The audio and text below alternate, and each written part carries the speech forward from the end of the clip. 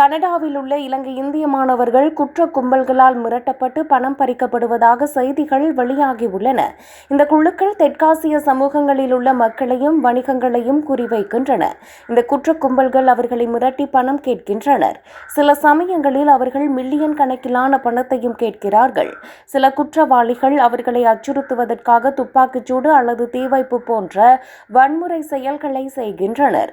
2026ஆம் ஆண்டில் மாத்திரம் 100க்கும் மேற்பட்ட மிரட்டி பணம் பறித்தல் வழக்குகள் பதிவாகியுள்ளதாக அறிக்கைகள் காட்டுகின்றன.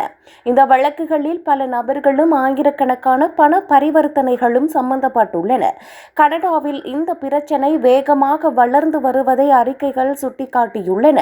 மேலும் இந்த குற்ற கும்பலால் குறிவைக்கப்படும் மாணவர்கள் ஏற்கனவே நிதி நெருக்கடியில் உள்ளவர்களாக இருப்பதாகவும் அறிக்கைகள் கூறுகின்றன. குற்றவாளிகள் ஒன்று அவர்களிடம் பணம் கேட்கலாம் அல்லது சட்டவிரோத நடவடிக்கைகளுக்கு உதவுமாறு கோரலாம்.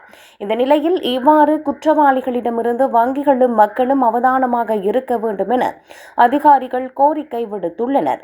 குற்றம் நடப்பின் உடனுக்குடன் முறைப்பாடு செய்வது மேலும் குற்றங்களை தடுக்கவும் பாதிக்கப்பட்டவர்களை பாதுகாக்கவும் உதவும் என அவர்கள் கூறுகின்றனர்.